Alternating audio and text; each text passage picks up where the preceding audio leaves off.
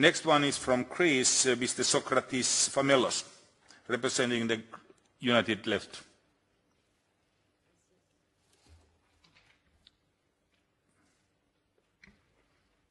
Mr. President? Yes. Okay, thank you very much. Dear President, dear colleagues, let me first take this opportunity to note that 54 years ago, on the 21st of April, there was a black day for democracy in Greece, the establishment of a 7-year military dictatorship. The Council of Europe at that time took very important initiatives to address the violation of democracy, of human rights, and tortures by the junta in Greece. Our fight for democracy, for human rights, and for the rule of law is still relevant today and remains our main common goal. With regard to the assessment of the post-monitoring dialogue for Montenegro, I would like to congratulate the rapporteurs for their very thorough assessment. It is our view that they have reached a sound conclusion.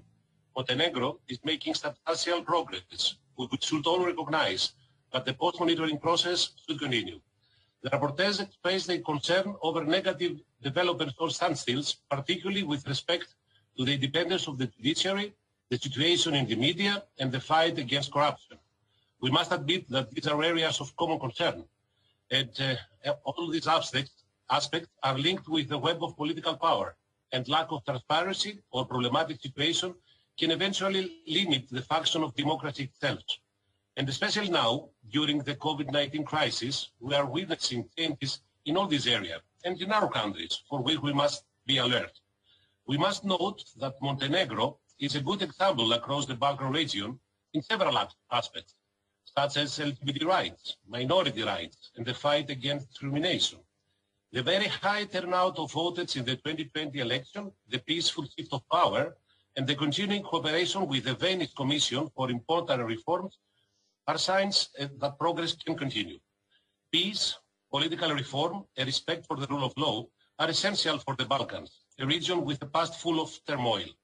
We all need to work together as Balkan countries to overcome divides of the past that have often been fueled by larger international disputes in the diplomatic and economic arenas.